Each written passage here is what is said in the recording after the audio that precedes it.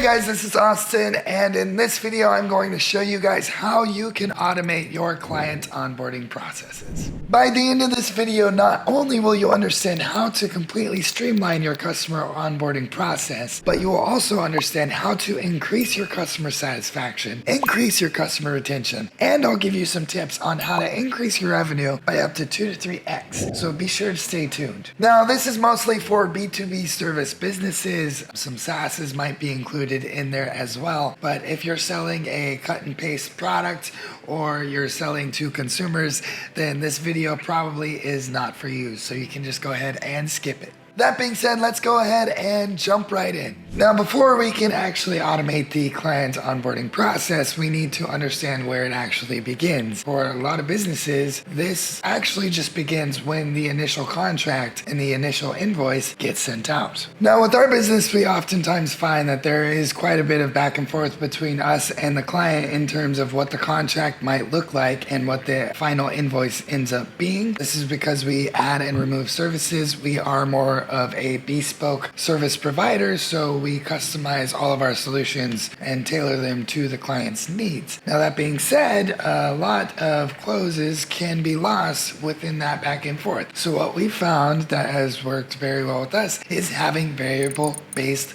contracts. So what is a variable contract? Well, we found that we can make different clauses that you can add or remove directly on the contract based on different options that the customer selects. So there doesn't have to be a back and forth between you and the customer or the customer's legal team and their lawyer and yada, yada, yada. You can just say, hey, these are all the features that we talked about, and all you have to do is check this button. It gets added to the contract. If you uncheck that button, it's removed from the contract, and you can move through signing the contract and purchasing the final service without ever having to do the back and forth between the different legal teams that can cause a lot of friction in the buying process. Now, there are some services that make this really easy for you. Some services like ClusDoc or PandaDoc, for example, can really help you out in creating some of these variable-based contracts to where everything is streamlined between you and the client. The next thing that we find oftentimes gets a little bit fumbled, and not necessarily in a bad way, but it's sending out the actual invoice itself and getting the service started.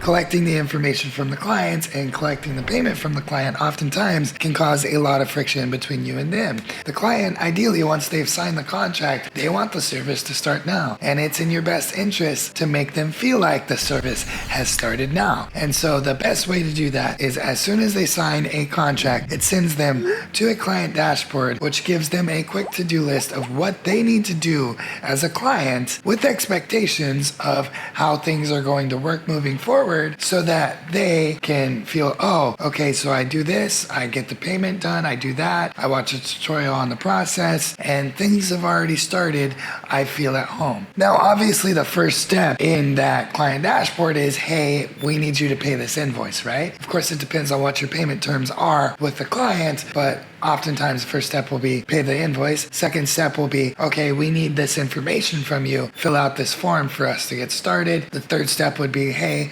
here's a quick onboarding video. Some of them, if they're really big ticket clients, you might want to film a custom video for them, you and the team, saying, hey, my name is John. This is Chad. We appreciate you guys being our clients. You explain a little bit of the processes and how things are moving forward, and you put that directly in the client dashboard as like a step number 3. Then step number 4, you need to teach them how to communicate with you. Now, this is really important because if they're communicating to the sales team via text or phone call, and then the fulfillment team only has Slack or email or this and that, it doesn't make sense. So having the client dashboard also gives you the opportunity to control the communications between the clients and to set the pace of how communications will work between you and the client going forward.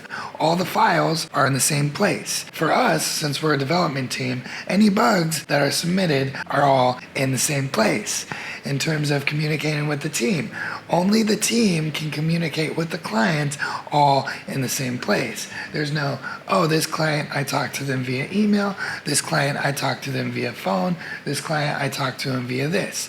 You can always let your client know, hey, if you want to hop on a call with us and actually talk to us face to face, here is a Calendly link in order to schedule time with the project manager that is handling your project. With that in mind, you also need to let them know how things are going to look moving forward. Oftentimes we'll give our clients a deadline and we'll try to exceed that deadline by a bit because it makes our client happy and ecstatic. That's a little psychological trick, but if you tell them, hey, it's going to take 6 weeks and it takes 4, that's a huge win in retaining your client satisfaction. And if something actually goes wrong in that process and it does end up taking 5 or 6 weeks, at least you have the extra time in there. Now here is where things get really cool. Once the client has gone through their client dashboard and completed their to-do list to be fully onboarded, you need to have somebody reach out to the client directly and ask them how they feel so far with the progress, and also ask them, hey,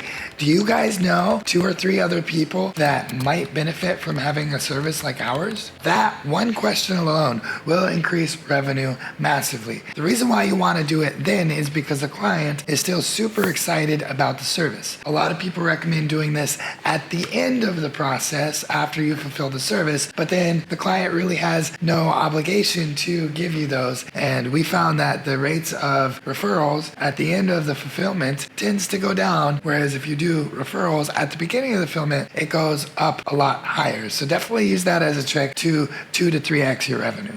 The next thing is to make sure that they are getting notified at every portion of the process throughout their dashboard, and even on their dashboard, they could maybe even connect that to their email or to their phone or whatever, so they actually get alerts when things are being done. Every single time that we push an update to a client staging environment, the client can opt in to get an email to know exactly what the update was about and exactly where to see this update, so the client can follow the progress of the team in real time without ever actually having to communicate with the team itself. And finally, the last thing you want to do is you want to make sure that you make an FAQ section. As you run through this process, your clients are going to arise with questions, and oftentimes a lot of those questions are going to be very similar across clients. So if you find that a question is asked more than once, twice, or 3 times, it might behoove you to not only make a video about it, but to also make a quick text about it, so that if another client in the future ever asks the same question, you can always refer them to the proper documentation in the FAQ section that references the issue or concern they might be having. Now that all in all basically encompasses the entire client onboarding processes. Now that being said, there are a lot of small finer details that could be optimized even more, but this is a good general overview for you guys to get started in automating your business's client onboarding processes. So if this video helped you guys out and you guys would like to automate more processes within your business, go ahead and click that subscribe button down below, and I hope you guys have a wonderful day.